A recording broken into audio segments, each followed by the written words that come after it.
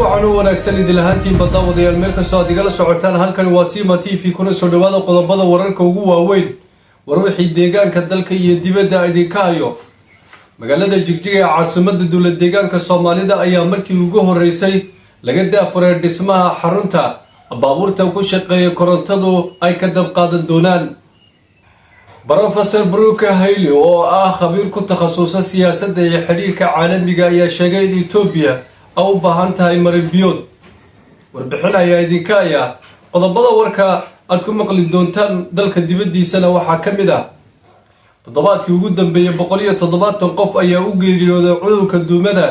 taas oo ay ka dhacday dalka Suudaan qodobadaas iyo qodobo kale u diyaar garooba daawadayaal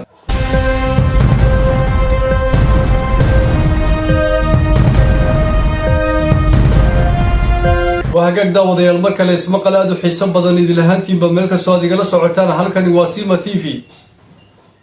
sida qodobada wararka ku maqleyseen magaalada Jigjiga ee caasimadda dawladda deegaanka Soomaalida ayaa markii ugu horeysay laga daafuray dhismaha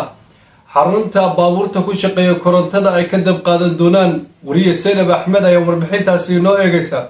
Jigjiga oo laga bilaabay dhismaha xaruntii ugu horeysay ee dabaynaysa gaadiidka korontada ku shaqeeya maamulka magaalada Jigjiga ayaa si rasmi ah ugu wareejiyay shirkadda dhismaha mas'uulka dhismaha xarunta ugu horeysa ee lagu dabayn doono gaadiidka korontada ku shaqeeya xaruntan ayaa laga hirgelinayaa agagaarka xafiiska dawladda hoose ee magaalada gaar ahaan halkii hore ee kaalinta shidaalka ahayd mashruucan cusub oo qayb ka ah barnaamijka horumarinta marinada magaalada iyo hindisaha Smart City ee lagu casriyeynayo adeegyada magaalooyinka ayaa noqonaya mid muhiim u ah isbedelka dhanka tamarta iyo deegaanka xaruntani waa tii ugu horeysay ee noocan ah ee laga hirgeliyo magaalada Jigjiga waxaana la filayaa in ay si weyn uga qayb qaadato dadaalada lagu dhiirigelinayo isticmaalka tiknoolajiyada casriga ah laguna yareynayo ku tiirsanaanta shidaalka dibadda laga keeno isla markaana lagu hoos dhigo wasakhaynta hawada mashruucan ayaa sidoo kale ah tallaabo muhiim ah oo loo qaaday dhanka ilaalinta deegaanka iyo horumarinta adeegyada bulshada ee waara Professor Brooke Haley oo ah khabiir ku takhasusay siyaasadda iyo xiriirka caalamiga ayaa sheegay in Ethiopia u baahan tahay marin badeed warbixin umurtaas la xiriirta marka la wariyo Seenab Axmed ayaa noo haysa Professor Brooke Haley oo ah khabiir ku takhasusay siyaasadda iyo xiriirka caalamiga ah ayaa sheegay in codsiga Ethiopia ee dekadu ku saleysan yahay sharciga caalamiga ah isla markaana uu helayo ogolaansho iyo aqbalaad ka timid la hawlgalayaasha caalamiga ah waraysi uu siiyay barnaamijka adagu ee warbaahinta ETV ayuu Professor Brooke ku tilmaamay laanshaha dekad mid muhiim u ah kobaca ganacsiga iyo helitaanka adeegyada caalamiga ah waxa uu sheegay in Ethiopia muddo dheer laga indhatiray xaqeeda balse hadda si cad u muujisay rabitaankeeda taasoo shacabkuna si diiran u taageereen waxa uu intaa ku daray in qodobada kale ah 60 70 124 125 iyo 127 ee sharciga caalamiga ah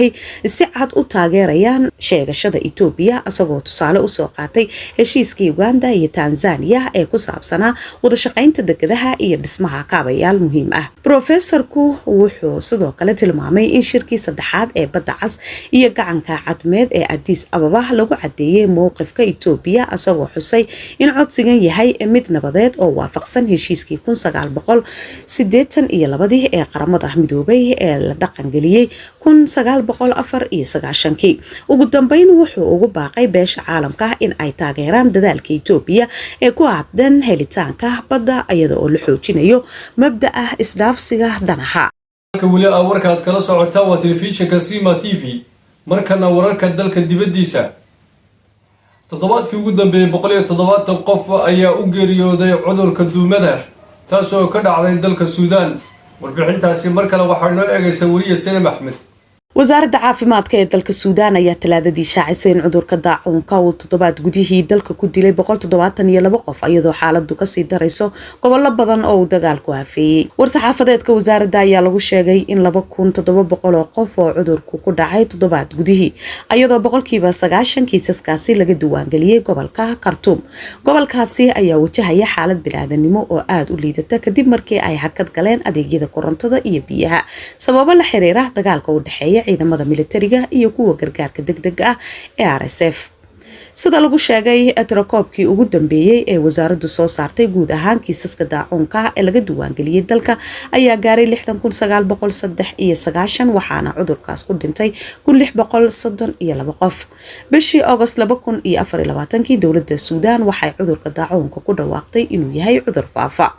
dhowaan ciidamada militariga ayaa dib ula wareegay gacan ku haynta inta badan deegaanada Khartoum oo ay ku jiraan saddexda magaalo ee caasimada kala ah Khartoum, Bahri iyo Omdurman sidoo kale aaga Eastnile. dhanka kale ciidamada RSF waxa ay weli gacanta ku hayaan qaybo kamid ah waqooyiga iyo galbeedka jeebabka koonfurta Kordofan iyo gobolada Blue Nile marka lagu daro 4 kamid ah 5 gobol ee gobolka Darfur. tan iyo markii uu dagaalku qarxay bishii Abriil 2023 Suudaan waxay wajahaysaa dhibaato bini'aadanimo oo baahsan sida ay sheegayaan qaramada midoobay iyo hay'adaha maxalliga ah. in ka badan 20,000 oo qof ayaa lagu dilay halka 15 milyan oo qof oo kalena ay ku barakaceen gudaha iyo dibadda dalka. si kastaba ha ahaatee cilmi baaris ay sameeyeen aqoon-yahano Mareykaan ah ayaa dhimashada guud ku qiyaasay ku dhawaad 130,000 oo qof. waagag daawadayaal warkii aad kala socoteen Sima TV intaas ayaan kusoo gunaanadaya. aad baan ugu mahadcelinayaa wariye Salim Axmed oo falaqaynta wararka igala qayb qaadatay. intaan markale hawada ku kulmi doonaa. assalaamu calaykum waraxmatullaahi wabarakaatu.